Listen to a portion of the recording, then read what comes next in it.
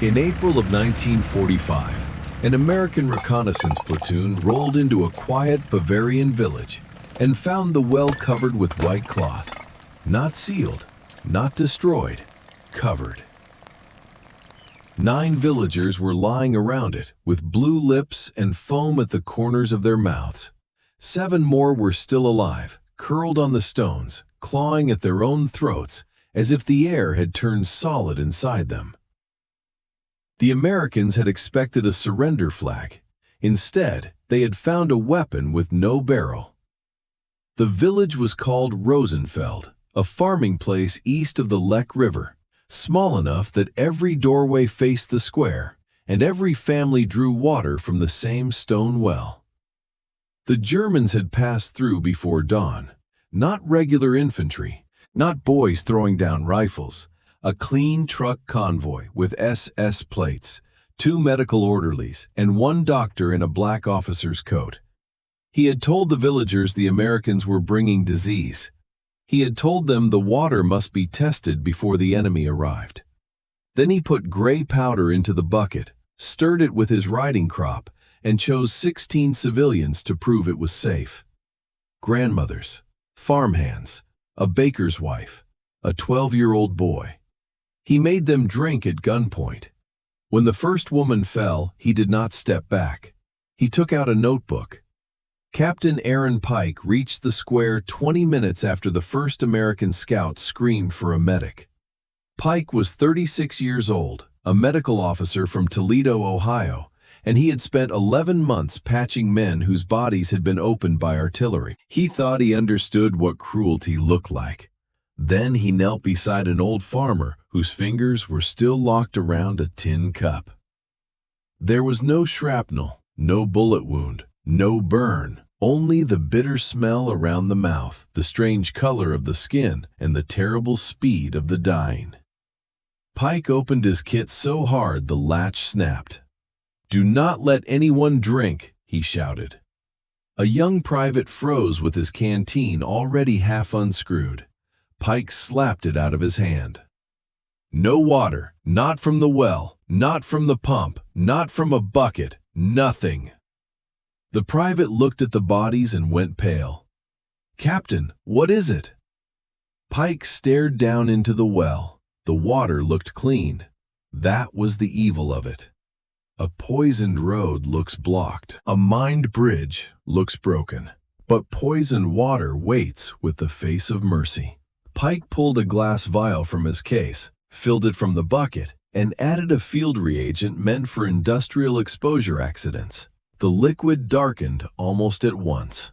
Cyanide. Not a trace, not contamination, a killing dose. One of the surviving villagers, a schoolmaster named Ernst Weber, grabbed Pike's sleeve with both hands. "He said it was a purity demonstration," Weber gasped in German. "He said we had to show the Americans the water was safe." Pike leaned closer. "Who said that?" Weber's eyes moved toward the eastern road. "The doctor, SS doctor, Albrecht, Victor Albrecht." Pike repeated the name to the interpreter. Weber kept talking because he understood that every minute mattered. Albrecht had arrived with 3 trucks and a crate marked for medical disinfectant. He wore gloves. He ordered the villagers into the square. He selected the oldest and the weakest first, then added the boy when the boy's mother begged to take his place. He watched for symptoms. He wrote down the time. Then he marked the well with a strip of white cloth and drove east. That cloth was not a warning. It was a lure. By noon, Pike had 3 things in his hands: a vial of poisoned water, a statement from a dying witness, and a question no officer in that village wanted to ask. How many other wells had the doctor touched? The report went out by motorcycle courier under a red priority ribbon. It reached the forward command post of Brigadier General Thomas Harlan less than an hour later. Harlan was not famous for speeches. He was famous for hating confusion. His staff knew the look that came over him when a problem stopped being military and became moral. He read Pike's report once. Then he read the line again. Civilians forced to drink as demonstration. The room went still. Outside, engines idled in the rain, maps sagged on folding boards, phone wires ran through the mud like black roots. Harlan set the paper down and asked only one question. "How close is the lead column to Rosenfeld?" 40 minutes, sir." "And the next village?" 22 kilometers east." Harlan looked at his intelligence major. "Find the doctor before he finds another well." Within 10 minutes, the pursuit had shape. A chemical warfare detachment was pulled off a bridge inspection. 2 scout cars were sent along the Eastern Farm Road. Every platoon moving through the sector received the same order. No local water, no exceptions. Secure wells before filling canteens. Detain any medical truck moving east. At first, the orders sounded excessive. Men grumbled. Tank crews cursed because they were tired, thirsty, and days from the end of the war. Then the first scout car found a second well 3 miles away with a white strip tied to the crank. Then a third. Then a farm pump with a gray smear still visible on the handle. The war was collapsing, but Albrecht had made collapse into a system. He did not need artillery, he needed thirst. The old maps showed roads and bridges. Albrecht's route followed something quieter. Wells, pumps, troughs, monastery cisterns, village squares. He had studied how an advancing army drinks, and because he was a doctor, he knew exactly how little poison it took to turn a canteen into a grave. By late afternoon, Captain Pike was riding in the back of a jeep with his chemical kit open on his knees. The rain had stopped, but every ditch reflected the gray sky. Civilians stood in doorways and watched the American vehicles pass with the stunned caution of people who no longer trusted rescue to look gentle. At the 4th well, Pike found a goat dead beside the trough.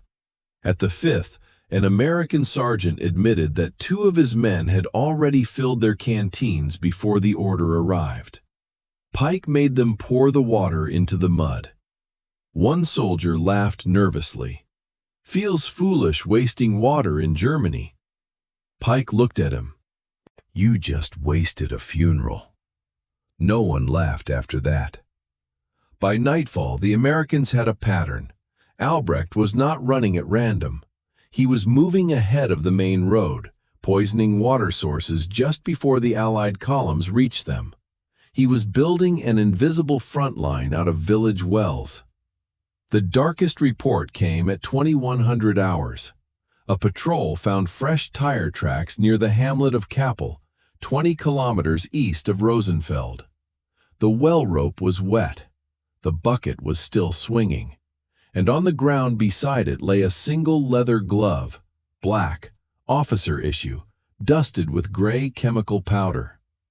Albrecht was less than an hour ahead. Harlan gave the order himself. "Block the east road, kill the engines, no headlights, let him drive into us." The ambush formed around a narrow lane between 2 fields. American half-track sat black against the hedges. Riflemen lay in wet grass. Pike waited beside the lead vehicle, not with a pistol, but with a corked vial in his pocket, and the anger he did not know what to do with. Near midnight, a German truck appeared with its lamps hooded low. Then another. Then a medical car. The convoy slowed at the roadblock. A German orderly stepped down and raised one hand. "We're medical personnel," he called in English, "protected under convention." No one moved.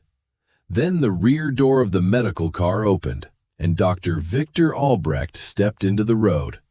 He was 42, narrow-faced, clean-shaven, and so untouched by the retreat that his boots still shined. He wore a physician's insignia on one side of his collar and SS runes on the other. A healer's symbol and a butcher's oath, pinned to the same coat. He looked at the Americans, then at the darkened half-tracks, then at Pike's medical bag. And he smiled because he thought doctors recognized each other. Pike did not smile back. The search took 4 minutes. In the second truck, under folded blankets, the Americans found 6 sealed tins of cyanide compound. They found a ledger listing villages by name. They found white cloth strips cut to equal length. And tucked into Albrecht's medical case, they found a notebook full of times, doses, body reactions, and survival estimates. Not strategy. Experiments.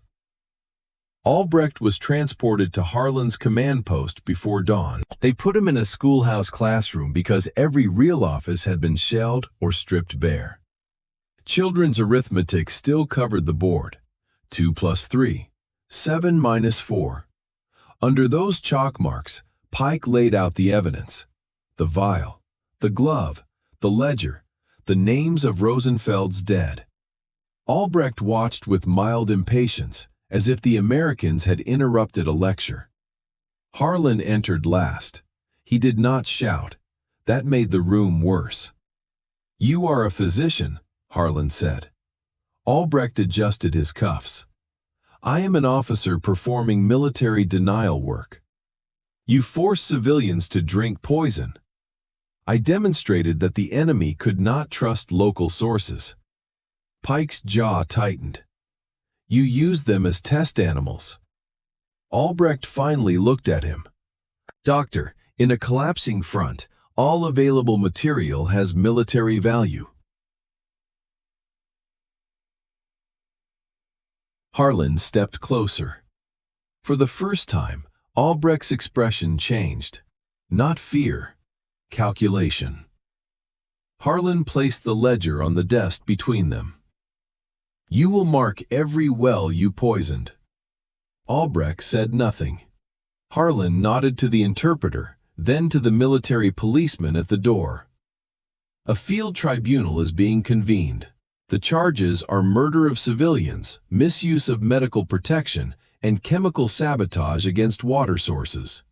If more men die because you protect your notes, every name will be read before sentence is carried out."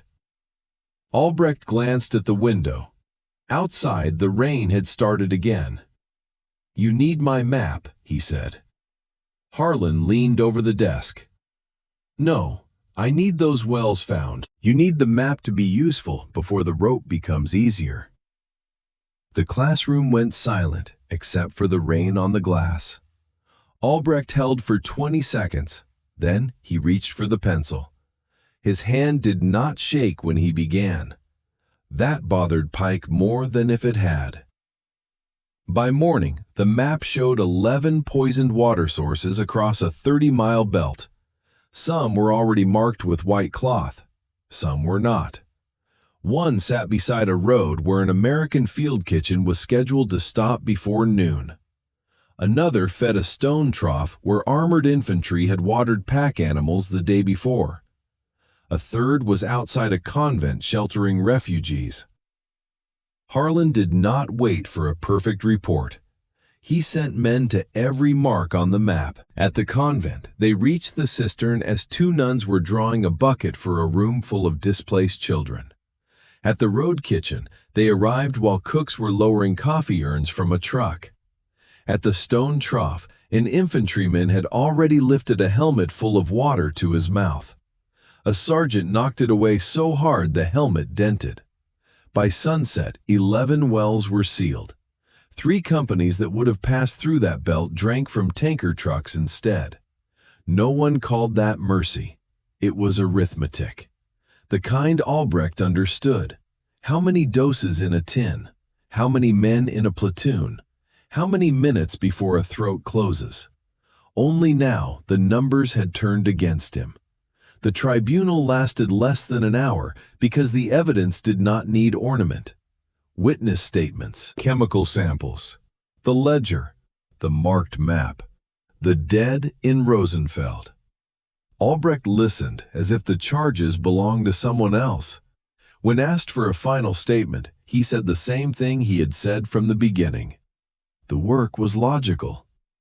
Captain Pike stood at the back of the room and thought of the old farmer's fingers locked around a tin cup. Harlan answered from the front, "So is a gallows." They took Albrecht back to Rosenfeld at dawn, not for theater, for recognition. The villagers had buried their dead in a temporary row behind the church because the cemetery gates were jammed with rubble. The well stood in the square with a plank nailed across it and a warning painted in black. Poisoned. The white cloth was gone. Albrecht saw that first. For the only time, his face lost its neatness. He had marked wells to trap strangers. Now, one of those wells marked him. The scaffold stood beside the stone curb, rough pine darkened by rain. American soldiers formed a line. Villagers stood behind them, silent and thin and exhausted. Ernst Weber, the schoolmaster, leaned on a cane near the front. He had survived because Pike had reached him in time. His wife had not. Albrecht climbed the steps without looking at him. The sentence was read in German and English. Murder of civilians, use of poison against protected water, abuse of medical status. No speech followed, no band played, no one cheered. The trap opened with the sound of wood giving way. Captain Pike looked down at the sealed well. For the rest of the war, every American unit in that sector treated water as a battlefield. Pumps were tested, buckets were burned, wells were guarded before they were used. A single doctor had tried to make thirst do what artillery could not. But the map he wrote under pressure saved more lives than his poison took. Weeks later, when the technical report was typed, the clerks reduced Rosenfeld to clean phrases.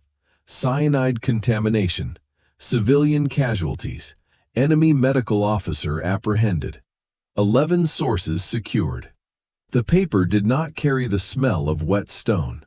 It did not carry the sound of a tin cup rolling away from a dead man's hand. It did not carry the look on Pike's face when he realized the water was clear. Because murder does not always announce itself in smoke and flame. Albrecht had believed cruelty became respectable when it was measured. He believed a doctor's notebook could turn a village well into a weapon and call the result science. He was wrong. A well is supposed to keep people alive. He turned it into a trigger. And in Rosenfeld, the trigger finally pointed back at the man who loaded it.